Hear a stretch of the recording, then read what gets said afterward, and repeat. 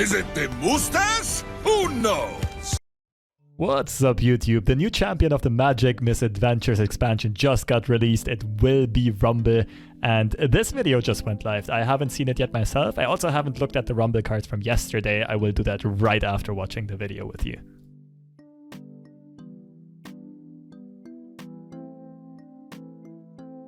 Let me pause here for a second. 4 mana, 5/4, Noxus Bandle City, dual region.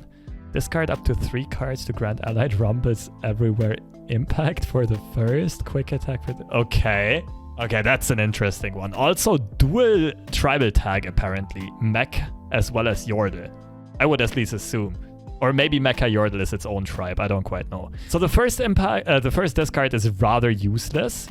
From the second one onwards is where it gets interesting.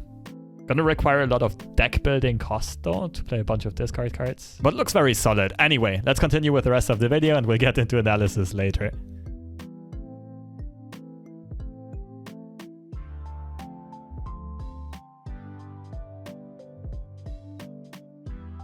Holy smokes, what a level up. I read that after the video is over. Okay, Mecha-Yordle is a full tribe.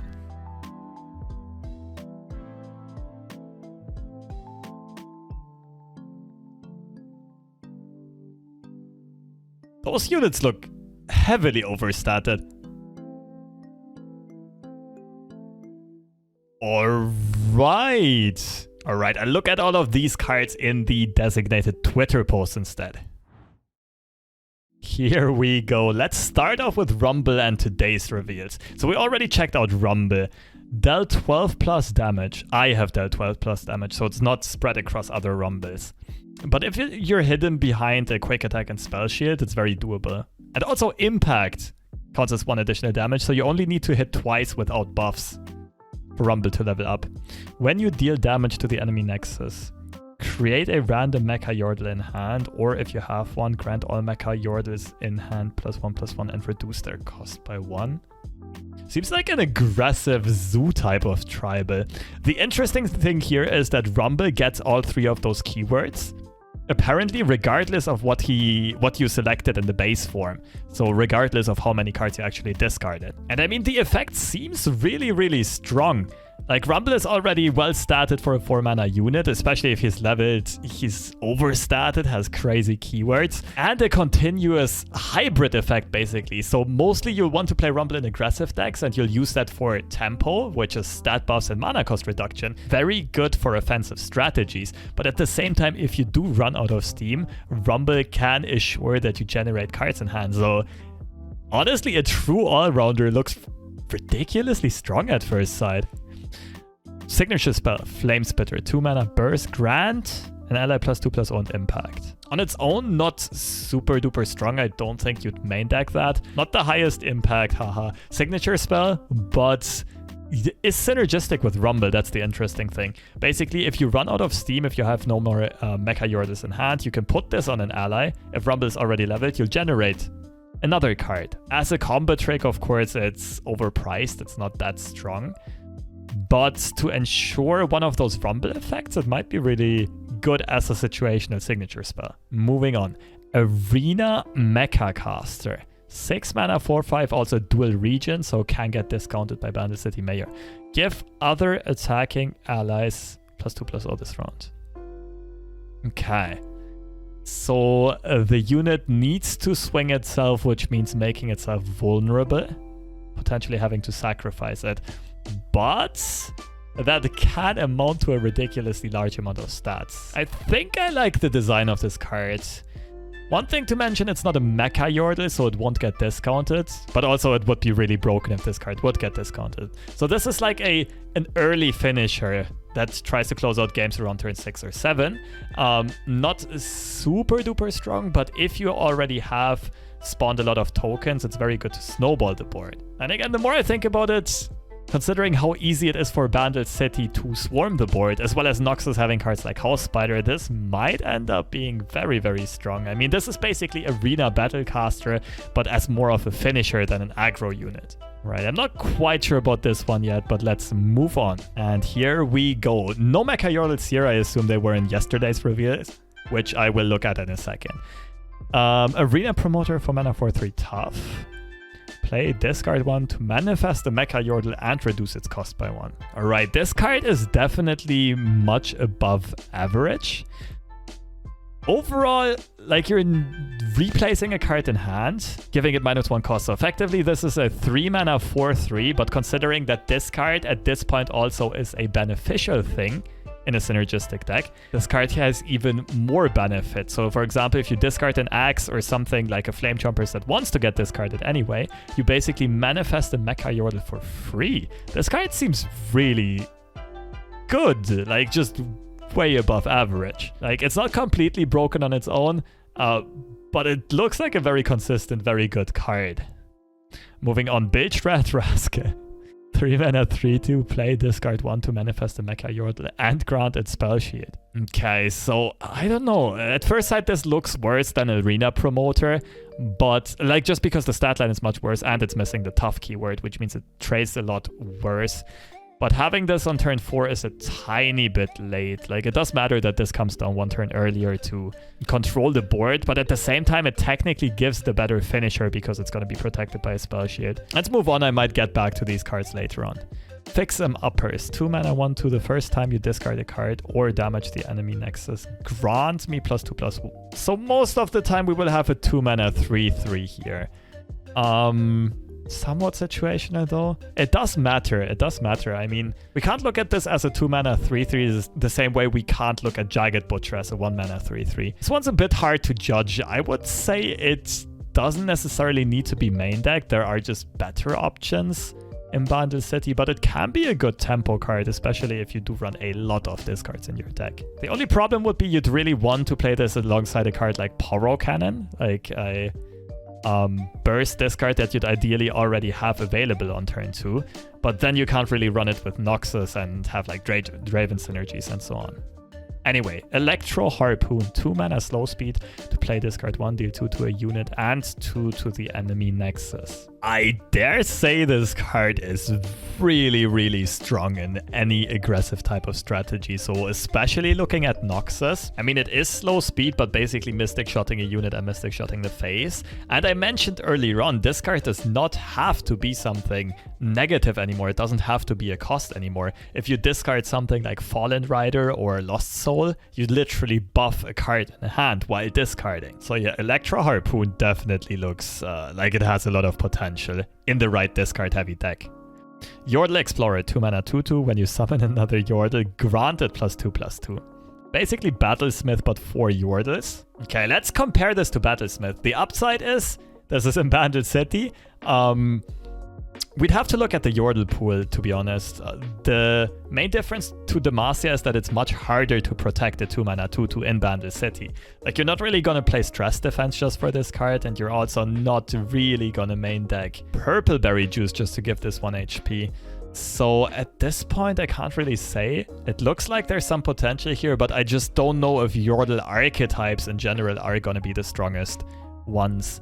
Another thing that I would find interesting is if Mecha-Yordles also count as Yordles. That would make this card much, much, much stronger. Alright, moving on to yesterday's reveals. Most of you probably already have seen these cards, but I'll still try to analyze them just to have the whole package together. And it is a total of, what, 13 cards? Damn, the Rumble package is enormous. 2 mana 1/1 Squeaker Augment. Discard 1 to manifest the Mecha-Yordle. So opposed to the 4 mana 4/3 tough that we saw earlier on, this one's actually a bit understated and overpriced. This one should be one of the weaker ones to main deck. The question is, how strong will Mecha-Yordles be? And then I can ultimately rate this card. Scrap Heap, 1 mana burst to play, discard 1, manifest Mecha-Yordle. Same idea. Let's look at the Mecha-Yordles first. 2 mana 3/2, Challenger and Impact. Okay, so it looks like none of these is going to be main deckable. They have no rarity gem, and they are going to be overstated for their mana cost. So it's probably always going to be a good thing, something you want to have to manifest or generate a random Mecha-Yordle. Not much needs to be said about this. This is just straight up above average. Very good card. 2 mana 3/2 Furyon Crasher. Dual region, Impact. What? We basically have a shared spoils effect. paired with an impact and a 2-mana 3/2 in a dual region card that can still be discounted by a card like Bandle City Mayor. This card's pretty darn cracked. And of course, because of the tribal, it can also be discounted by Rumble or get additional attack. Damn. This one's strong. Geode Mecha Forger, 2-mana, 1/4 support. Give my supported ally special. Okay, I can see where this is going. I think Bandle City is gonna be ridiculously strong again. 3-mana, 0/4 Salty Spinner.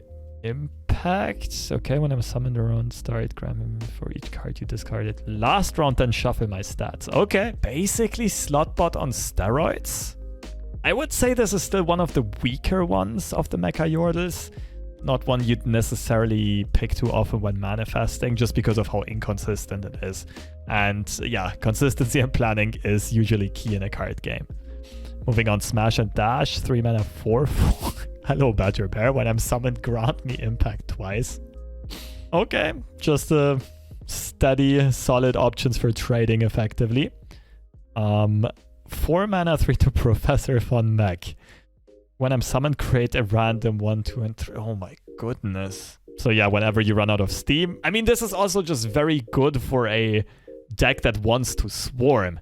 If we remember that 6-drop Epic card earlier on, if we use that as a finisher, this is exactly what we're looking for when we start to run out of steam. Just a bunch of cheap followers. Moving in, 4-mana, 2/5 Elusive Impact. Well, this especially blocks incredibly well, right? But this is also hard to remove. If this gets too many Rumble buffs, this is getting out of control quickly. What I find crazy so far about the Mecha-Yordles is how situational they are. They're all excelling at a very different thing. And because you'll usually manifest the Mecha-Yordles, having the option to find something for specific situations is incredibly strong. Like, for example, you need removal, you pick Bouncer and Bolt. You need some early game value that translates into the mid game, Fury Horn. You need a finisher, give something big spell shield, hey, Mecha Forger. Need to trade into something big on the board like a Poppy, Smash and Dash. Running out of steam, Professor from Mech.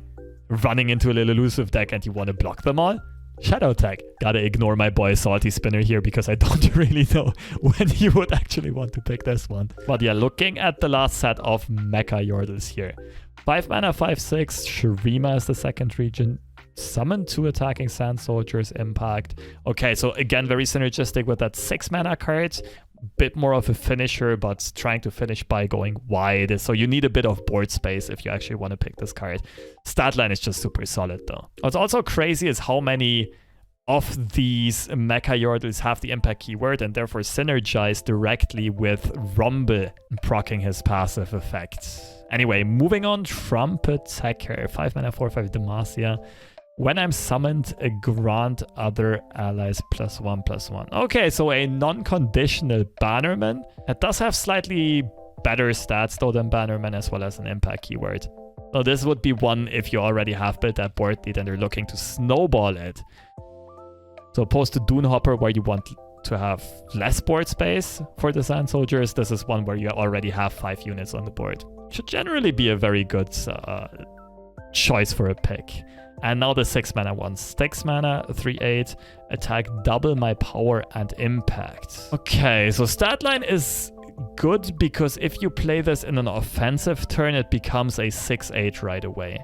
Until the impact really pays off though, you'd need to attack twice, right? I mean, 2 impact is nice, but 4 or 8 impact is where it gets scary. That would be, the earliest would be turn 8 if we don't have a rally. If we main deck Shampoo, of course, this card can pop off like crazy. Well, I'm sure people are gonna try to build ridiculous combos around this one. Cards like Ruined Reckoner giving this free attacks and just pairing it with some protective stuff. I don't know, survival skills, stress defense could work. I mean, it's all about the impact there. This should be an interesting and fun one. Again, I don't think you'll need to pick that too often in regular games, but you can try to build a deck around Earthshaker. And this can also get really scary if you have ways of giving this overwhelm, right? If you play stuff like Kato or Might. Also, this one kind of looks like a mini Shiraza the Blade, doesn't she? Speaking of Kato, huh? Interesting. Anyway, looking at this last card, 6 mana, 5/3, Lil Dipper.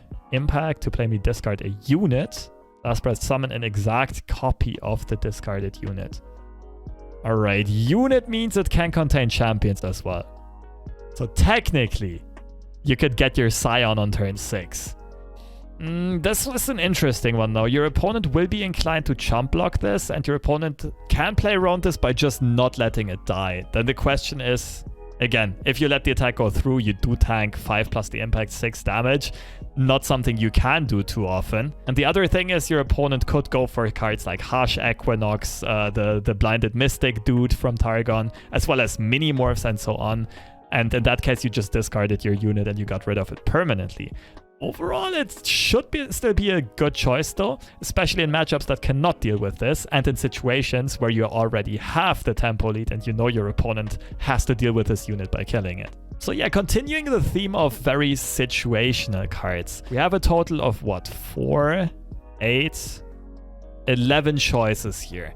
So manifesting, giving you 3 randomly will not always give you what you're looking for, but I think you'll consistently be able to find something that at least somewhat fits your current game state and your needs and your situation. Now the question is, do you want to go all in on Mecha-Yordles, or do you only want to play the better cards that give you Mecha-Yordles? What I mean by that is the best way of generating Mecha-Yordles will surely be Arena Promoter or Bilgerat Rascal with a Spell Shield, but the huge benefit of playing cards like Squeaker or Scraphead is that you can already get especially these cheaper Mecha-Yordles on maybe turn 2 or 3 already. A card like Furyhorn Crasher is one you want to play very early into the game, right? Smash and Dash can also dominate and control the board very early on. So it's interesting. I can't really gauge yet if people will go all in on the Mecha-Yordle tribe, or if they will only play, say, Arena Promoter and Bilgerat Rascal and let Rumble do the rest with his